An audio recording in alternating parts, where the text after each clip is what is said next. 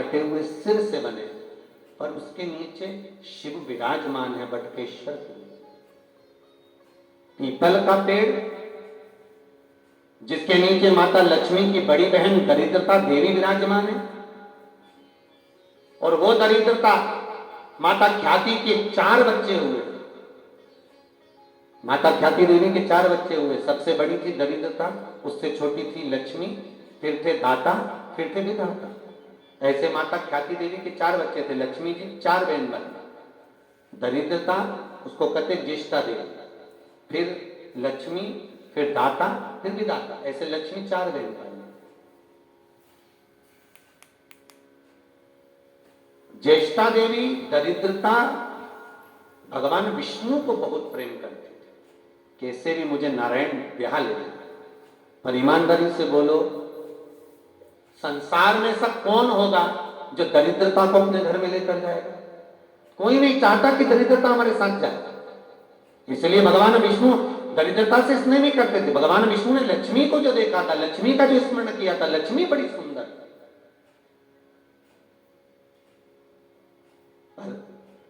मन में एक भाव,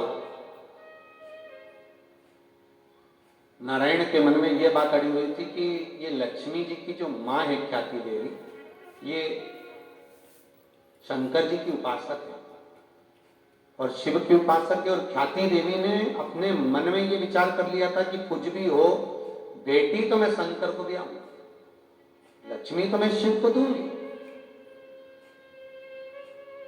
पर भगवान विष्णु ने शंकर जी से आकर कहा कि लक्ष्मी का विवाह आपके साथ करने के लिए ख्याति देवी तैयार है, आप क्या चाहते हैं? भोलेनाथ जी बोले, नहीं नारायण, आपकी चित्त वृत्ति में लक्ष्मी है, इसलिए लक्ष्मी का विवाह आपके साथ होगा, मैं लक्ष्मी को विवाह नहीं करूंगा। भगवान शिव जब ख्याति देवी अभिषेक करने के लिए आई, भगवान शंकर पर जल चढ़ाने के लिए आई, ख्याति देवी जब जल चढ़ाने के लिए भगवान शिव के पास पहुंचती है, जल समर्पित करती है, तब भगवान शंकर प्रकट होकर कहते, ए ख्याति, तो इतने दिनों से मेरी आराधना कर रही है, क्या चाहती है? लक्ष्मी से विवाह आप कर लें। भगवान शिव बोले, ये नहीं हो सकता, लक्ष्मी का विवाह नारायण के साथ निश्चित है। ख्याति देवी बोली, तो मेरा मन है कि विवाह आपके साथ। नहीं नहीं, भोलेनाथ जी कहते हैं, जन्म मरण परण ये 3 मेरे हाथ में है, और भगवान विष्णु के साथ लक्ष्मी का विवाह मैंने निश्चित कर दिया है, मतलब उनसे विवाह होगा।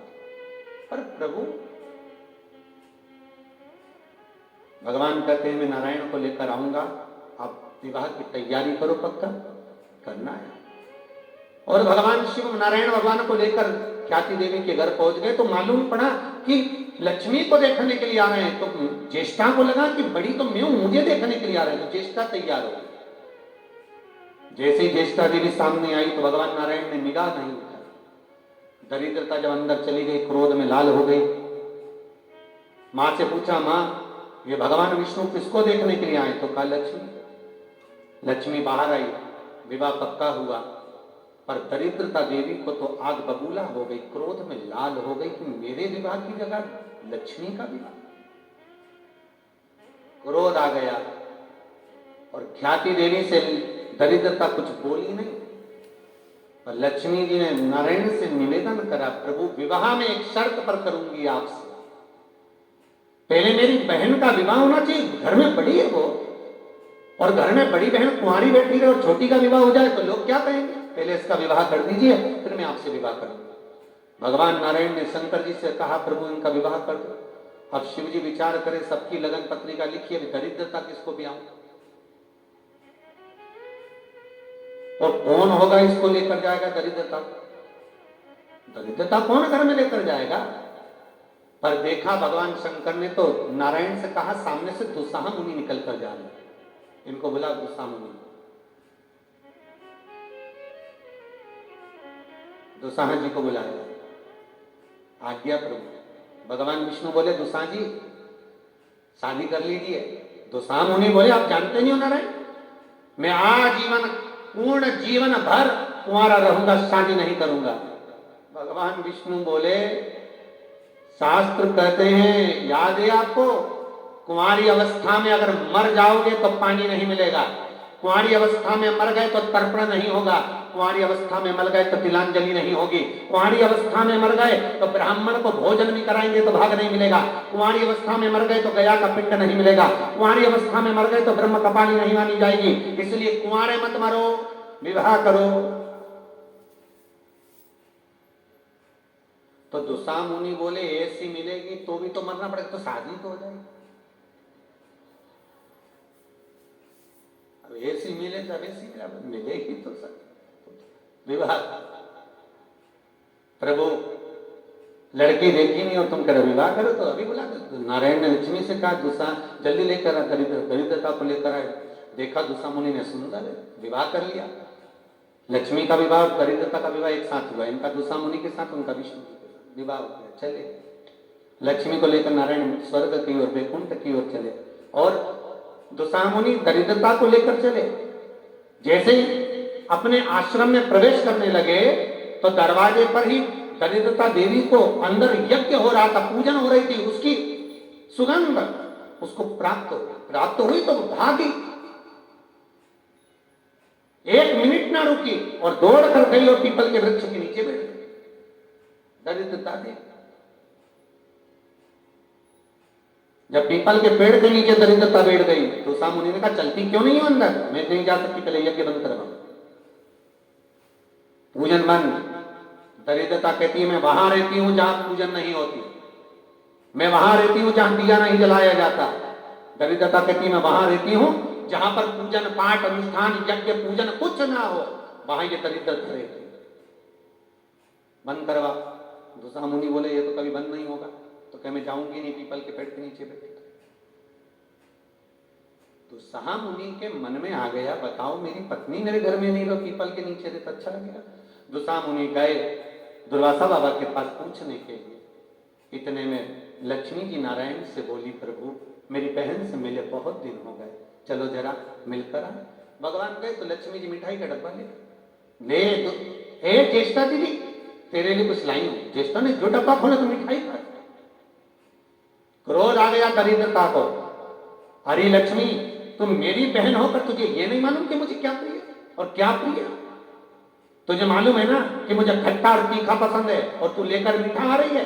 फेंक दिया मिठाई का डब्बा, मेरे लिए खट्टा और तीखा लेकर आना था। लक्ष्मी जी बोली जी अब तेरी शादी हो गई, मैं समझी कि तो मीठा खाएगी, अब क्या मालूम था कि अभी भी खट्टा और तीखा खाएगी।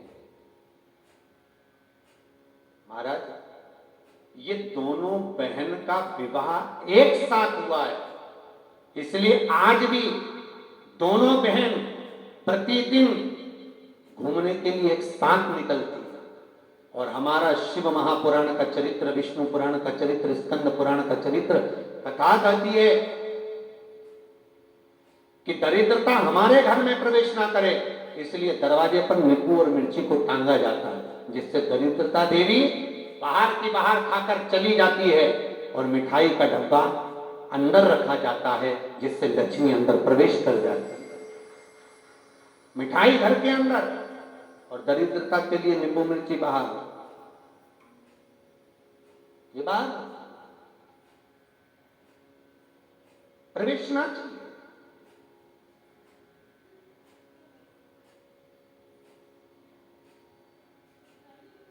ये अंदर नहीं आना चाहिए, दरिद्रता बाहर रहे, बाहर। भगवान विष्णु कहते हैं दरिद्रता। आज शनिवार का दिन है जिस दिन तुमने हमारा लक्ष्मी के साथ दर्शन किया इस पीपल के पेड़ के नीचे। तो शनिवार के दिन पीपल के वृक्ष के नीचे दिया लगाता है, पूजन करता है, उसको लक्ष्मी प्राप्त होगी। सोमवार, मंगलवार, बुधवार, गुरुवार, शुक्रवार, शनिवार, ये सारे वार हम पीपल के वृक्ष के नीचे लक्ष्मी के साथ विराजमान होंगे। दरिद्रता बोली वाह नारायण वाह, मेरे दरवाजे पर आए और कहते हो कि मैं लक्ष्मी के साथ विराजमान होऊंगा। नारायण आप भले 7 दिन में निवास करो, मना नहीं है, पर एक दिन ये पीपल के वृक्ष में मेरा वासा होगा और वो रविवार का दिन होगा। रविवार के दिन जो पीपल के वृक्ष के नीचे आएगा, खाली हाथ आएगा, उसके घर में ये दरिद्रता प्रवेश कर जाएगी।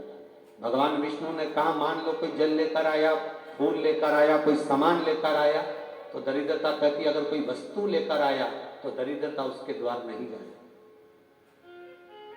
और कोई खाली हाथ पीपल के वृक्ष के नीचे आया तो ये दरिद्रता जाएगी। आज भी नियम है महाराज, पीपल का वृक्ष अगर दीवालों पर लग गया, कहीं लग गया, नहीं उखड़ रहा, बार बार उखाड़ा फिर लग जाता, फिर उखाड़ो फिर लग जाता, तो रविवार के दिन एक नींबू को काटकर मिर्ची के साथ में उस पेड़ के नीचे रख दो और रविवार के दिन फिर उसको उखाड़ दो, कहीं ले जाकर लगवा दो, तब वो वृक्ष फिर वापिस नहीं लगता। आज भी नहीं है। और अगर आप वैसे रोज उखाड़ोगे तो 2, 4, 8, 15 दिन में, 20 दिन में, 1 महीना, 4 महीना, 6 महीने वापिस लगा, वापिस वही विराजमान। पर नींबू कटा हुआ अगर रख दिया और मिर्ची रख दी और उसके बाद उसको उखाड़ा और कहीं ले जाकर लगा दिया आपने, फिर वो नहीं, दरिद्रता विराजमान। भगवान विष्णु लक्ष्मी से कहते हैं लक्ष्मी ये पीपल का वृक्ष है, जिस वृक्ष के नीचे भगवान शिव का ही एक कपिल अवतार, पिपलेश्वर अवतार, भगवान शिव का एक स्वरूप